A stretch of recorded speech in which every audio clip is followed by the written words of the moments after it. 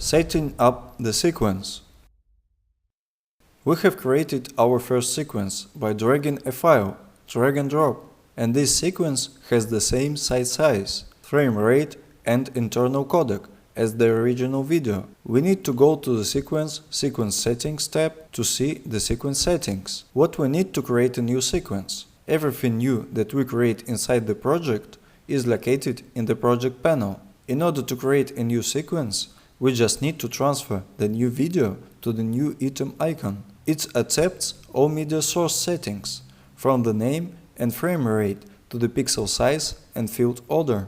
How do we create a sequence of a specific size? We need to right-click on the new item icon and choose Sequence.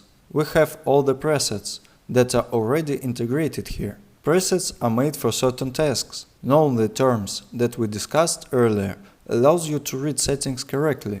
For example, digital SLR is digital single lens reflex camera, and DSLR 1080 p24 video can be decoded as 1080 on the short size p progressive 24 frame rate. Also, the editing mode is set there. On the right, other basic settings are specified: frame size, frame rate, pixel aspect ratio, and fields. What is the size of a sequence to create? The sequence should be made of the same size as the video that should be output. There is no point in creating a sequence for the source material. For example, you shot a 4K video and want to make a music video that will then be shown on YouTube in HD. The method when you drag the media source to the new item icon or to an empty panel will slow down your work, because it will create a 4K sequence. Although you don't need such a video at the output, the processor, video card and computer will constantly calculate this 4K, while the output will still be HD. You need to first decide on the working format. If you have a variety of material, for example, some videos are shot in 4K and others in Full HD, you need to create a sequence in the format in which you will import the video to simplify your work in the process. Most of the formats you will be watching today are HD and Full HD.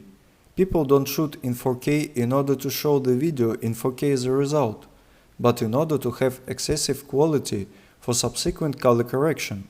The more complex you use the editing, the more excess quality you need, because some part of the quality of a material disappears during color correction. So, it's better to create the sequence in HD and Full HD, which settings speed up and slow down the workflow. We need to open Settings in the New Sequence tab. We can change all the parameters here, except for the audio parameter before, during and after work. First, choose Digital SLR 1080p to DSLR 1080p 25 in Sequence Presets and start editing for yourself in Settings. The first thing we change is the editing mode. It determines which codec you will use inside the editing program for its internal purpose, and in what format the preview files will be calculated. Frame-only MPEG preview file format will be used in the DSLR. It's average and not the most functional codec. It's desirable to change it to Red Cinema, Sony XDCAM HD 1080p. But it's better to choose Custom, only to unlock the preview file format selection window. Then, if we're editing on a PC, we'll change the frame-only MPEG to QuickTime as a container and the codec as GoPro Cineform. Accordingly, we'll choose Apple ProRes when we're working on a Mac. Often, when you create a sequence from a video, you can set the HD resolution, although the media source is Full HD.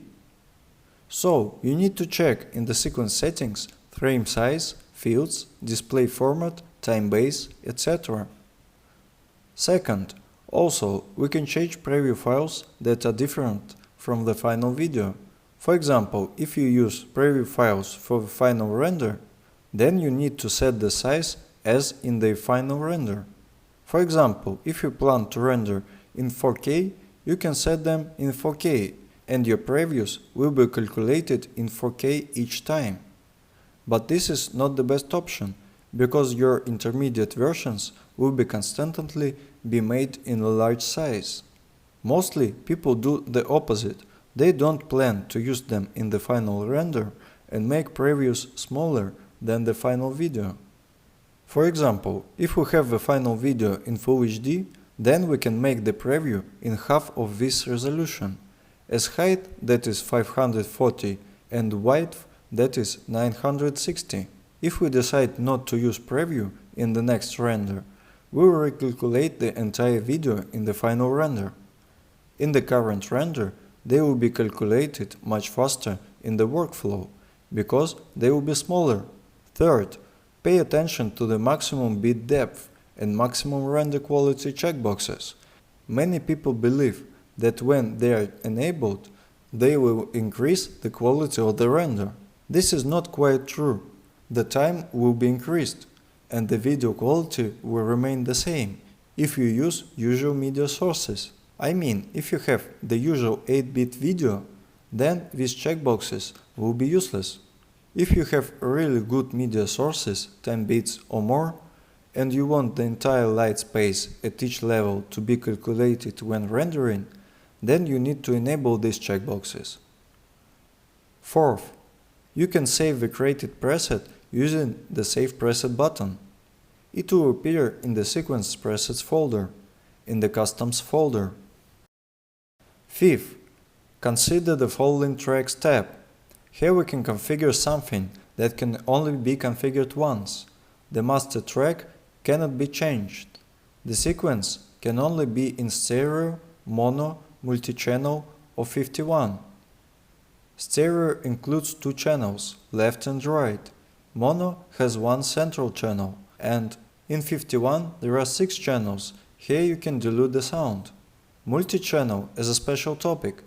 There is often a problem on TV channels. For example, you're submitting program to the archive. You have a MOV container with one video track and 6 different mono tracks. You can only see them in the editing program.